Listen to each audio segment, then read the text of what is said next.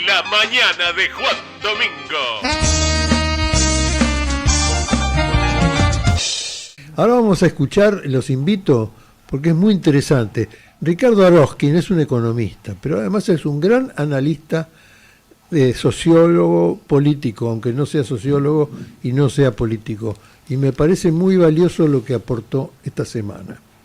Hoy se puede simplificar bastante el análisis, que consiste en que el gobierno no consiguió dólares.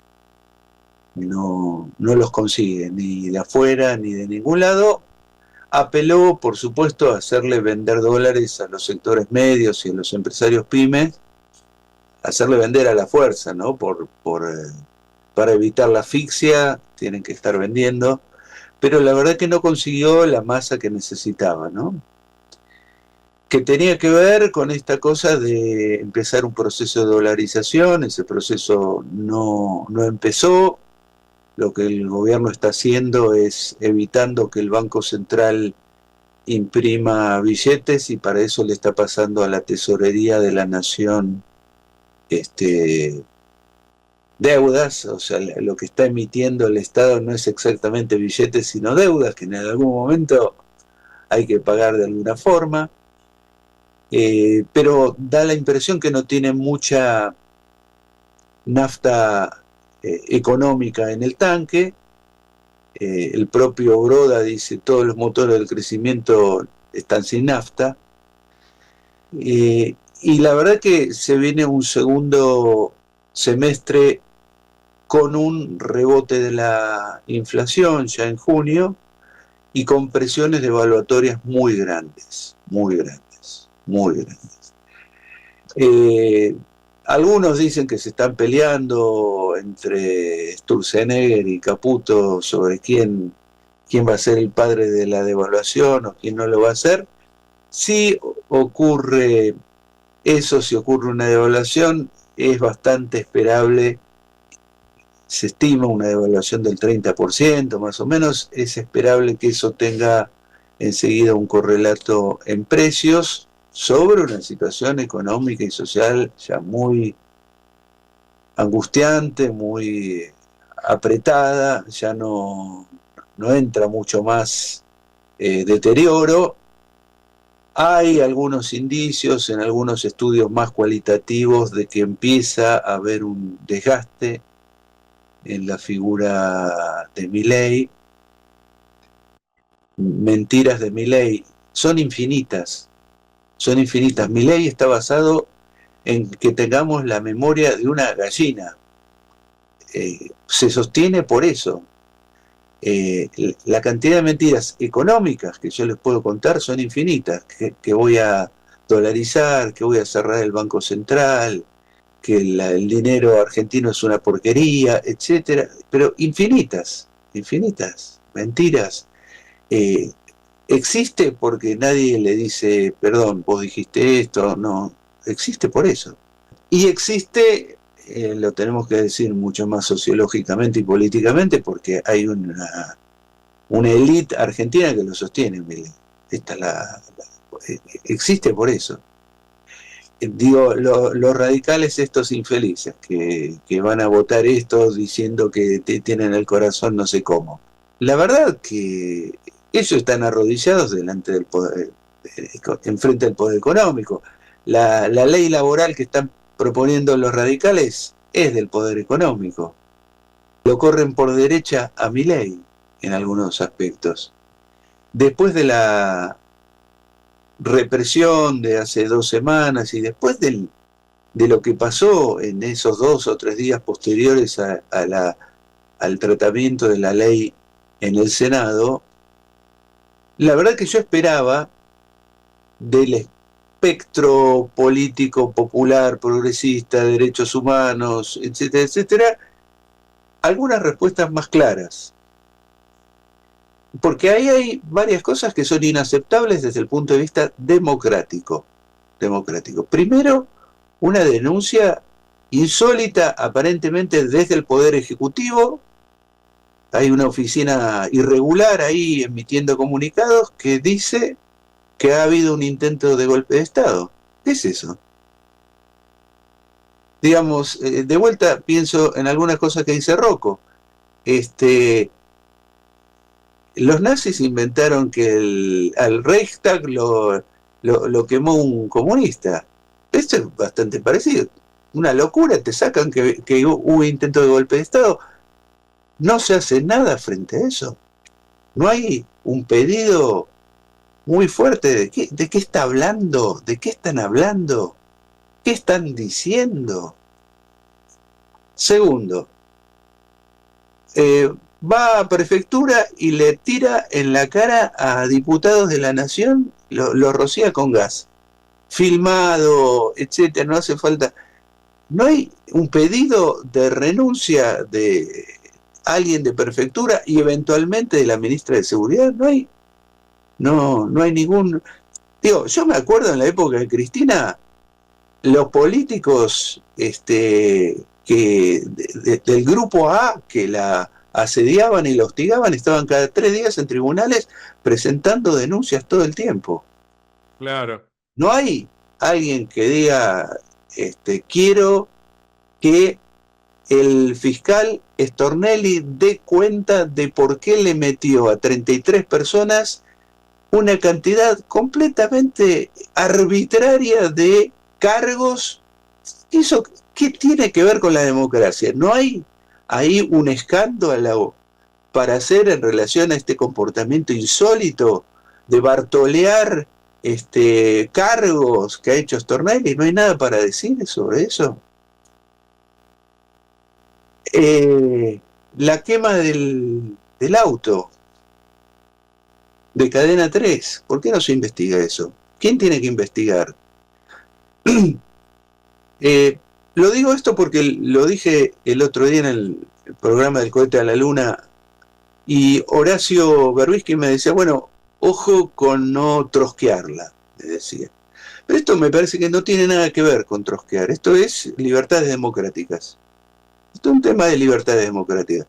Si no nos podemos parar ni siquiera en la defensa de libertades democráticas, hay un problema. En nuestro campo, no en el de los otros, en el nuestro. Y cuando digo esto, digo con tristeza que el hecho de que hoy no haya habido ninguna convocatoria, y quiero aclarar que después de lo que pasó el otro día, por supuesto, uno tiene que tomar nota de que estamos frente a un gobierno autoritario, un gobierno agresivo, un gobierno peligroso, totalmente. Ahora, no puede ser que la respuesta nacional, popular, democrática sea no hacer nada. Es decir, hoy es una instancia tan para protestar como lo era hace 2 semanas en el Senado, ¿o no? Hoy, convocatoria cero. Esa es la respuesta a la violación de toda la institucionalidad democrática que ha hecho el gobierno. A mí me parece increíble. Lo tengo que decir, me parece sorprendente. Vi que Diana Marquardt hizo una advertencia sobre el tema del poder judicial. La verdad que yo comparto muchísimo esa advertencia, porque yo creo que nosotros, para sobrevivir psicológicamente, a veces nos tenemos que olvidar de cosas. Pero digamos, nosotros ya supimos en algún momento lo que era el Poder Judicial Ya supimos lo que es el juicio a Cristina, la persecución, las absoluciones a Macri y al macrismo. Ese es el Poder Judicial que hay. Lo escuchaba el otro día Félix Cruz, decía, Poder Judicial, como Odoro Pi y todo eso, es amarillo. Es amarillo. Entonces, quiero decir, a veces nos olvidamos de cosas que habíamos aprendido y habíamos definido, y que Cristina había definido con total claridad hace un tiempo, y nos gusta como volver a fantasear que vivimos en la democracia y que entonces tenemos que prepararnos para el 2025 y después ver quién va a ser el candidato para 2027. Yo creo que hay un problema de que tenemos en algún momento que ponernos a hablar de lo que realmente es la sociedad, de lo que realmente es la dirigencia, la élite empresarial. O sea, o abordamos eso o seguimos, me parece, navegando en una cosa que terminó en Alberto Fernández. Y hoy en día escuchamos cómo se fue AMLO, con la dignidad que se fue, que pudo dejar a una mujer interesantísima al frente nada menos de México. Lo veía ayer a Lula. Lula dice, sí, nosotros tenemos que hablar con Argentina por esto de los golpistas que se rajaron a la Argentina, tenemos que hablar con ellos para que los detengan allá o nos los extraditen para que los juzguemos acá. Dice, pero yo no puedo hablar con el presidente argentino hasta que no se desdiga de las palabras que dijo sobre mí y sobre Brasil. Claro. Parece que esos parámetros básicos de dignidad, en nuestro caso, están como muy abollados, muy debilitados. Me parece que ahí hay que volver a poner ciertas varas que están muy flojas. ¿Por qué lo digo esto? Porque la verdad que el gobierno, tengo la sensación que va a tener problemas económicos, políticos y sociales crecientes en los próximos meses. Eso lo que requiere es no dejar un vacío discursivo, sino llenarlo. Y esto que hoy se trate la ley Bases, que es una ley neocolonial, ante la ausencia completa de repudios, de movilización y de todo, a mí me sorprende mucho, digamos, me da la sensación como diciendo, bueno, pasen y sigan. Y sobre todo en este punto de las libertades democráticas, me parece que es un punto que no hay ultraizquierdismo acá, es un problema de libertades democráticas. A ver, no se puede admitir que un gobierno diga hay un golpe de Estado y por lo tanto reprimo a los terroristas. Bueno, esto es insólito. Esto no puede pasar, no se puede dejar pasar. Porque van a seguirlo repitiendo. Bueno, quiero decir, hay, yo creo, un problema en nuestro lado. La vez pasada escuchaba a Daniel Santoro en una conversación. Daniel Santoro, nadie duda que es peronista, ¿no? Y Daniel Santoro en un momento dice, bueno, este muchacho al final está haciendo lo que sabíamos que había que hacer. Muy interesante que haya mucha gente dentro de nuestro propio campo que piensa que en realidad Milei está haciendo cosas que había que hacer, las hace mal, es un bruto, no tiene corazón, etcétera, etcétera, pero está haciendo cosas que pensábamos que había que hacer. La verdad que no. La verdad que no está haciendo nada de lo que nosotros pensamos que hay que hacer.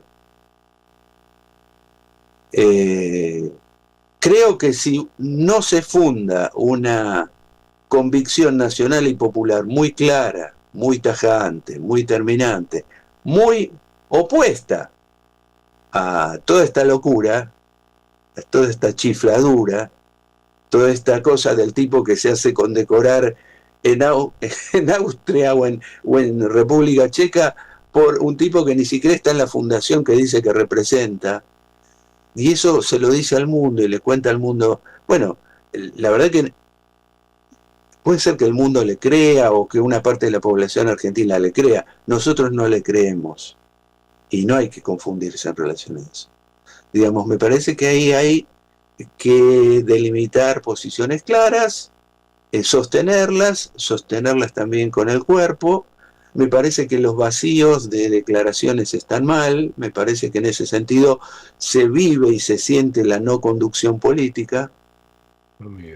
Y me parece que no hay que apostar o sea, esta idea de que la política pasa por lo electoral es una idea, desde mi punto de vista, nefasta.